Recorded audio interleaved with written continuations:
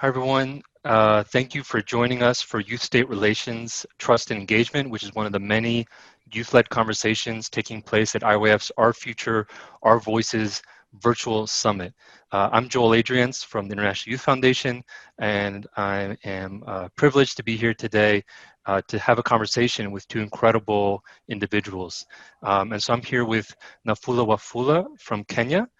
She's the Vice Chairperson for Policy and Advocacy at the Commonwealth Youth Council and is also a Programs Director at Bridges Center, which is an NGO focused on at-risk youth. I'm also here with Francisco Polo from Spain.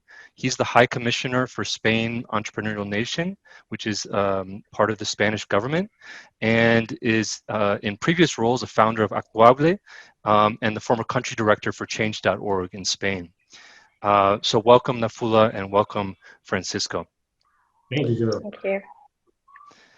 And just to get us started, I'd like for each of you to tell us a little bit about the work you do and your own connection with the issue of youth in governance and democracy. Let's start with Nafula.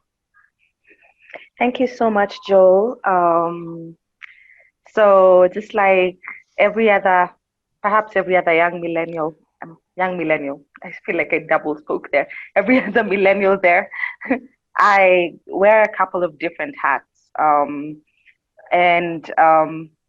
So the work that I do that is specific to the topic that we're engaging in today is perhaps my role within the Commonwealth Youth Council. So I'm the Vice Chair for Policy and Advocacy at the Commonwealth Youth Council, and this entails working with young people, whether that's young people within government, like the National Youth Councils, or young people from civil society organizations, particularly youth-led organizations, so that they're able to engage with governments or institutions like the UN to give their input on policies that touch their lives or impact their lives directly.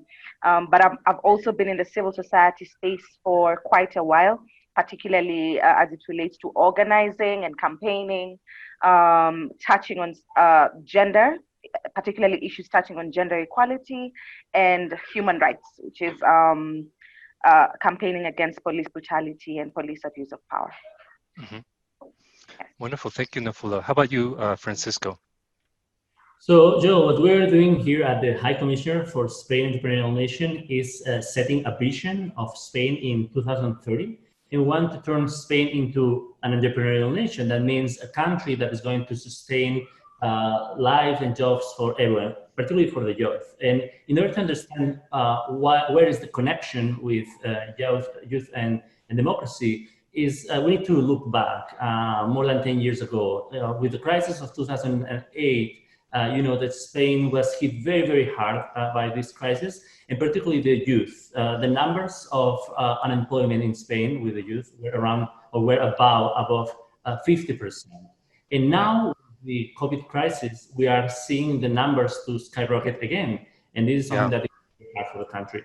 And the reason that this is happening, and it doesn't happen so much in other countries in Europe, like Germany or the UK or in the US, it's because they have an economy that is quite different, has a different composition of different sectors. So what we are trying to do is to turn Spain into an entrepreneurial nation where the innovative companies are working with our industrial sectors, and we are also setting up some policies to leave no one behind. So at the end of the day, everything that we are doing here at the High Commissioner is thinking about the next generation. So everything we're doing is connected to the youth in Spain. Mm-hmm. Thank you, Francisco. I know also you, similar to Nafula, have an extensive background as an activist. Could you tell us a little bit about that part of your history? Yeah, sure. Well, you know very well that it all started probably in 2007 when I just had a blog. As anyone at those time, I had a blog specialized on international relations. And one day I decided to start a campaign on my own blog and putting together all the knowledge that I had from my activist time as in Amnesty International. And basically, we set a campaign to ask the Spanish government to end with cluster bombs. And our surprise was that that campaign became huge in Spain, and in less than 2 weeks, we had response from the government, and they decided to ban cluster bombs in Spain. And from that moment, in Spain, we are not producing, we are not buying, selling, or stockpiling cluster bombs. And that one campaign that I started on a blog, like a little thing, inspired me to try to get others to build the same kind of campaigns. And that was the seed to create Actuable, a platform to allow anyone to start a campaign similar to the one that I made with Cluster Bombs. That platform became also huge and also unexpectedly. We grew from 0 to 2.5 million users in less than 18 months. It became the fastest growing platform of its kind in Spain and in the world. And well, that drove Actuable to become part of Change.org. And I've been I was the director for 7 years here in Spain, building Change.org in Spain. And the last reflection on this was, okay, we built this huge platform in Spain that was so empowering for so many people. But at the same time, as I was mentioning, 2008 and all these years have been very hard for young people in Spain. Basically, people have to flee from Spain. Yeah. My thinking was starting to go around, how can I make Spain the platform to allow people to have jobs, or create platforms that allow young people not only to have one job, but to think about a whole career living and deploying a life project in Spain. So that's what we are doing right now, trying to turn Spain into an entrepreneurial nation so we can keep our young people in Spain working and living happily in our country. Thank you, Francisco. I think there's some really interesting experiences in this virtual room, both from the kind of the civil society side, the government side, and then sort of with the Commonwealth, it's a collection of governments, a multilateral side. So let's dig in a little bit deeper now onto this issue of youth government, youth state relationships. And I'd love to hear from both of you just some reflections on kind of what's the current status of young people state relationships in your particular contexts, whether that's at a country level or a little bit broader. You know, what's working and maybe what's not working in terms of how young people engage with government in the current moment. Let's go back to Nafula to start us off with this round. Yeah, thanks for that question. I think I'll first begin with the Kenya context and then maybe just widen it a little based on what I've been able to experience. I think first of all, there is a lot of mistrust, particularly with young people. In Kenya specifically, what we are seeing is two things. One is the very heightened levels of mistrust, and that is because of issues such as corruption and young people feeling like perhaps we cannot trust the government. And then the second issue is apathy. And when you put those two together, then it becomes very difficult even for young people, and not just young people, any population, to really hold their governments accountable. Because if there's mistrust and there's apathy, the apathy means that people will not have any reason to act. And the mistrust means that even people assume that even if they act, nothing will change. So that's what I am seeing within my context here in Kenya. COVID-19 has made it such that people have had to rely more or look more towards government. And unfortunately, as I have seen within my context particularly, the issue of corruption hasn't gotten any better. And therefore, even within this crisis, where people are looking towards government because there is nowhere else to look towards, the mistrust and the apathy has only been heightened. And the scary thing is we're going towards an election year, which is in 2021. And so it's really, I feel like that's one of the biggest challenges that we have to deal with right now is getting young people to even trust not just the government as in the individuals, but also that the system and the constitution works for them. Within the Commonwealth, a couple of countries that I'd be able to sample out, definitely there's a few countries that, if you look at the trend within the countries, say Cameroon, you look at South Africa, and even countries that are outside the continent, I feel like this issue of mistrust, especially when it comes to young people, mistrust and the system kind of cuts across, whether it's a developing country or it's a developed country. And therefore, for me, that just speaks to the importance of us beginning to question whether the systems that we are using currently work, or are they outdated? And we need to look at ways in which we can increase engagement for young people. Yeah. Thank you, Nafula. Really interesting comments on, that sort of mix of mistrust plus apathy, and how that can lead to disengagement. And this idea of, does the system work for us, right, is a huge question, I think, relevant in a lot of different contexts. Before we go to Francisco on this, I do want to circle with you. What's maybe working, or what can we build on in that particular context? I think one is we need to get more young people engaged. So in Kenya, for example, we have seen so let me give you a classic example of what's happening here. We have a big conversation around revenue allocation in the counties, which is basically, if you talk about, say, about the US, it should be talking about the states. Yeah.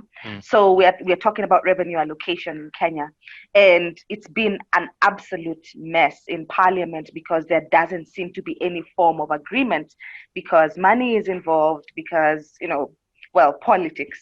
But right now, the people that seem to be offering the most, seem to be bringing a sense of sanity within the conversation, are Kenya Young Parliamentarians Association, or the young parliamentarians within the space. And so for me, what I've seen is we have a constitution that has allowed us to have more young people within government, whether that is as parliamentarians within national government system or local government system. And having more young people in those spaces have allowed a space where they're able to actually come together and speak in one voice as young parliamentarians and say that they're representing the interests of young people. Is it perfect? No. Sometimes it does get political because our politics is very partisan and can be tribal. But at the end of the day, young people are getting their voices heard because representation has increased. And the second thing that I feel is also really helping is building up on public participation, and public participation by young people. And I have seen the most impact when public participation occurs at grassroots level. So public participation within local government systems, as opposed to focusing on public participation within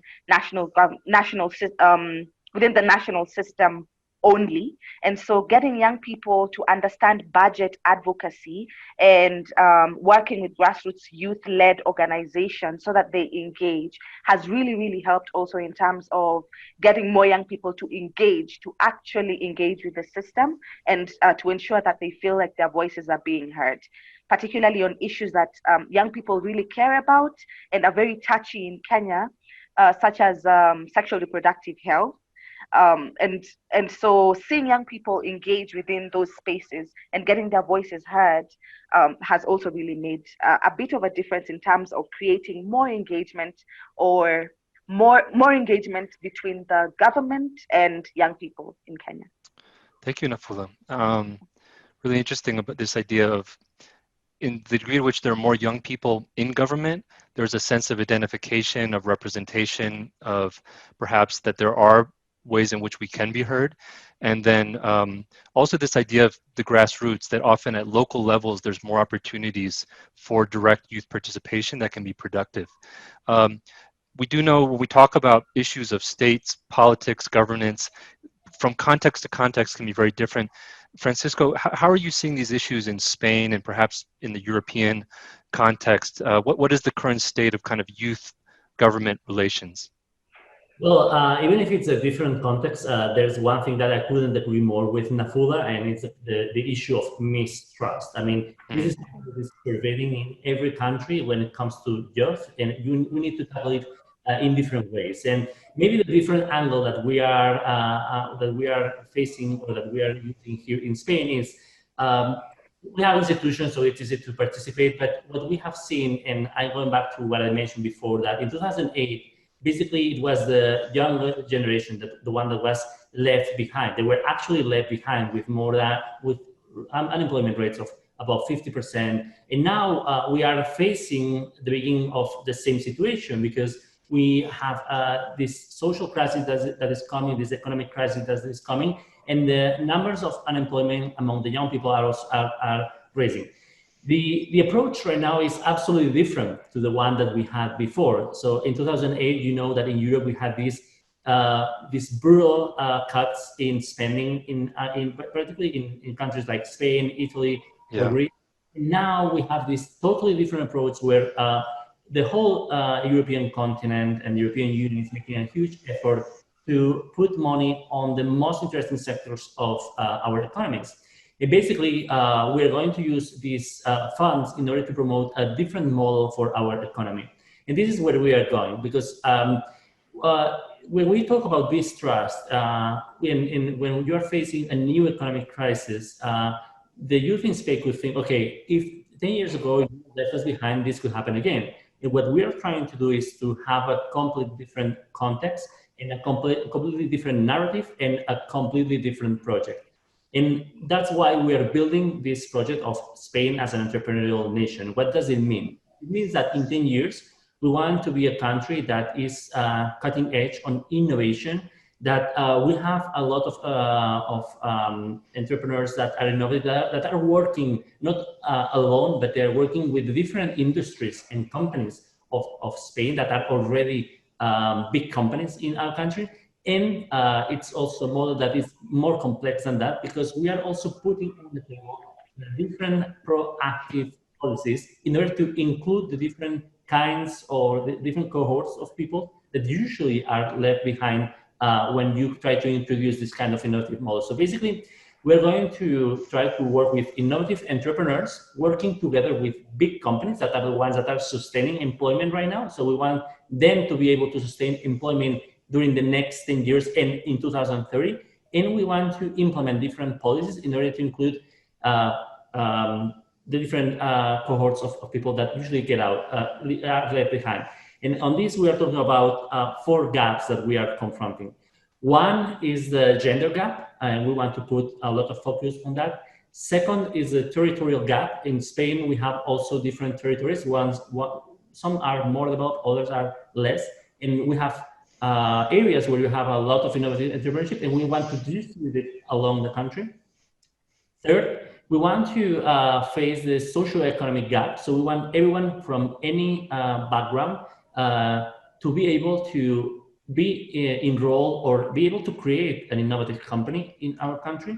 And fourth, the age gap. We know that this is something that is going to affect us, the people who are young now, but we know that in 10 or 20 years, we will need to be proactively included, because technology is going to go so quickly that we need to be able to be part of the whole system. So basically, what we are doing can be represented with a pyramid, where we put innovative entrepreneurship at the top. That is the one that are breaking through a new model. Second, we have different industries that work together with the former. And at the basis, we're putting the people. So that's why we want to face the different gaps that usually are not confronted by these innovative models. And that's the way we are trying to face and generate trust in the new generation. So if we work together in this direction, by 2030, we will have a country that will be very different than the one that we had 10 years before, where we could count on the government and the economy to sustain the lives and the projects of young people.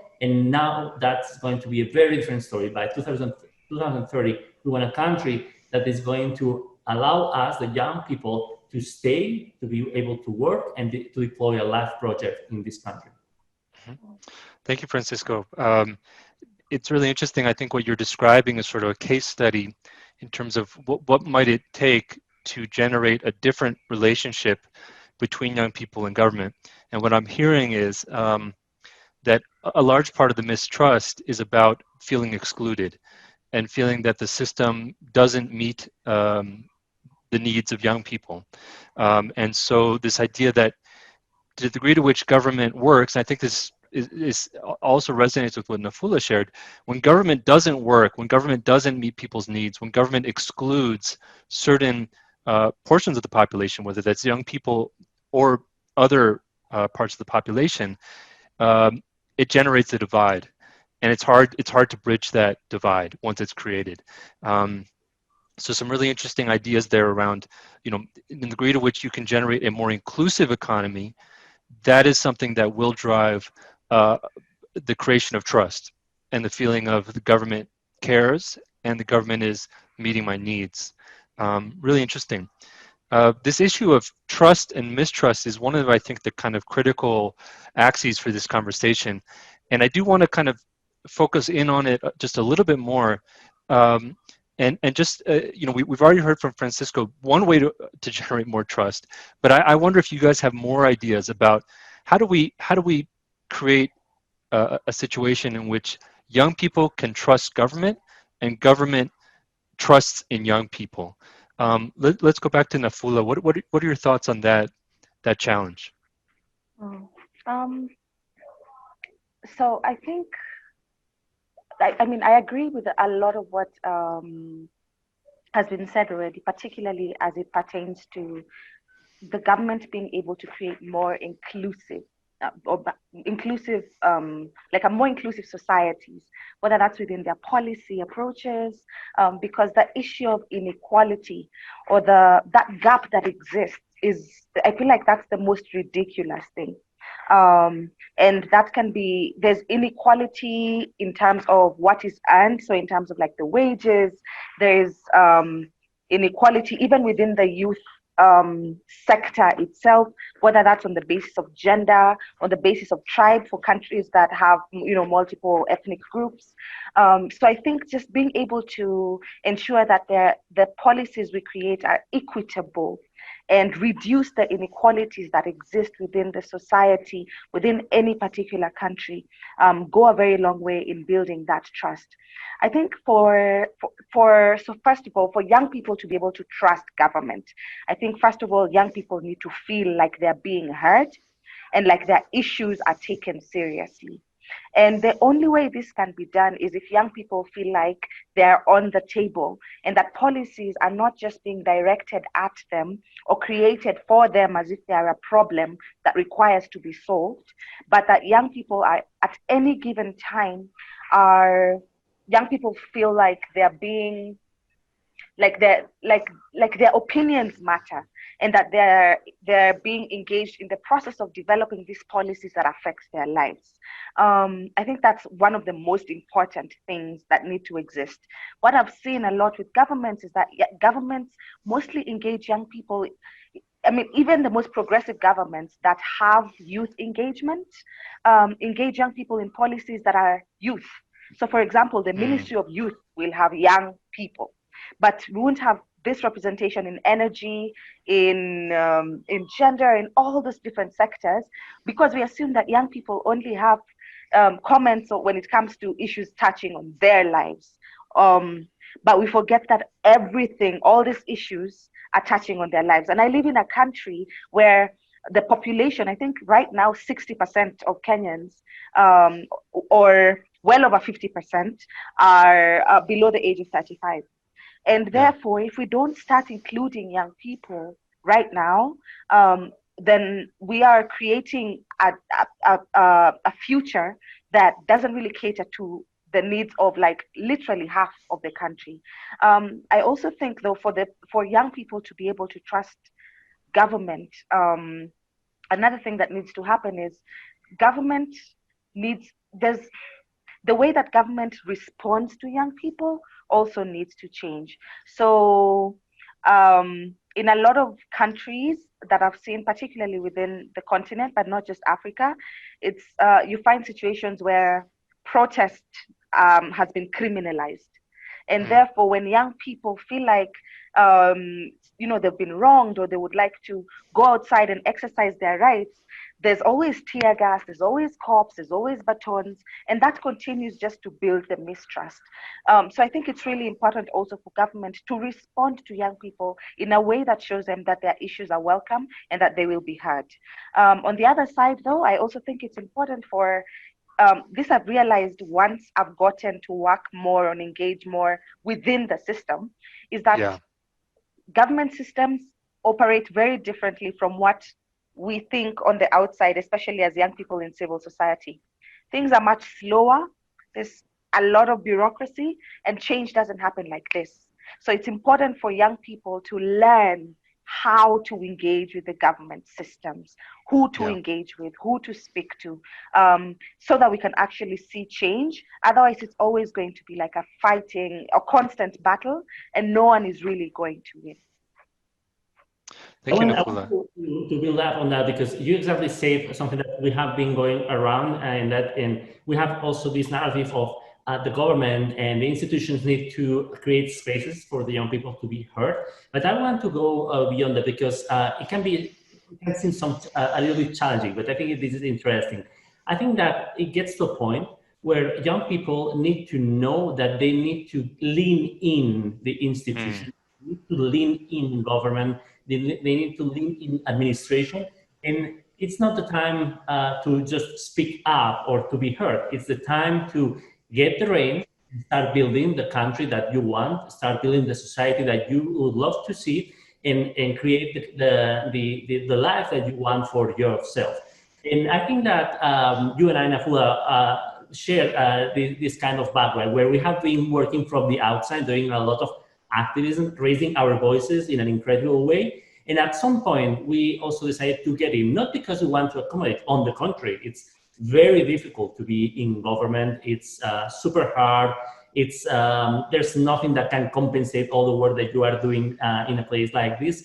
But I think that from an ethical position, you want to change things, you need to get into the places where you can change the stuff. And for example, this is what we are doing right now. We are privileged to have this high commissioner that is depending directly from the president of government in Spain. And basically what we are doing is building a new model for the young people to be able to stay in the country. And one of the things that we are doing, and that I'm particularly saying, and that I'm telling everyone, particularly in the innovative sector, where the people who are innovative, who are working in startups or creating their own startups, they are fully focused on their business, trying to change the world, blah blah blah. But they are quite disconnected from the reality of what a government is or what a public administration is. And they are all the time asking about changes. And one of the things that I insist on is, you want the changes, this kind of things, you need to get involved. You need to be talking, you need to be engaged with the government, with public institutions, and get the change that you want. And particularly, this is particularly true for young people. So if you want the country to be different, if you want your society to be more fair than it is right now, you need not only to raise your voice, you need to get involved. And yes, it's difficult, you don't have the time. But if you don't have the time and you don't get in order to make decisions, other people are going to make decisions for you. So I think this is super, super important. Get involved. Thank you, Francisco. Thank you, Nafula. Some great comments there that I just want to pull out a few items. I think from the youth side, what I'm hearing is, or rather from the government side, governments need to, as Nafula said, open up a space at the table where young people can not only just feel that they're being heard, but feel that their opinions matter. And that involves both positive spaces in terms of creating the instances and the opportunities for young people to have their voices, to contribute their ideas in all of the areas that affect their lives, but it also has an aspect of not doing certain things that when young people are, advocating, are pushing for change, this issue of repression or, of shutting down opportunities, there's this interesting dynamic there that governments can be more effective in how they engage young people. The flip side of that, as Francisco just pulled out for us, is that, and Nafula sort of kicked off, is this idea that young people, in order to drive change, need to understand how government works. And that this, as Francisco put it, to lean in, to get involved, to start building. And that if we don't do it, if young people don't stand up and get involved, contribute, take part in the system, others will do it for them, right? And in ways that may not align with the real interests and desires and hopes of young people. Unfortunately, we're out of time for today. It's been a fascinating conversation. And I want to just end really by saying thank you. Thank you, Nafula. Thank you, Francisco, for sharing your insights and experience on this topic. Mm-hmm. And we at IWF hope that the conversation has inspired and informed all the people that are tuning into this session. And we look forward to more conversations like this that'll be happening over the week of the summit. Thank you both. Thank you, Joel. It was a pleasure. Thank you, Joel. Thank you. And I realized, I just noticed my picture is getting darker. We have a blackout and the sun is setting. And so it has been very significant, moving significantly darker. So yeah, but thank you so much, Joel. It's been awesome. No worries. Despite the technical challenges and the distance, it's been a great conversation. Thank you once again. And with this, we'll close today's session. Thank you. Thank you.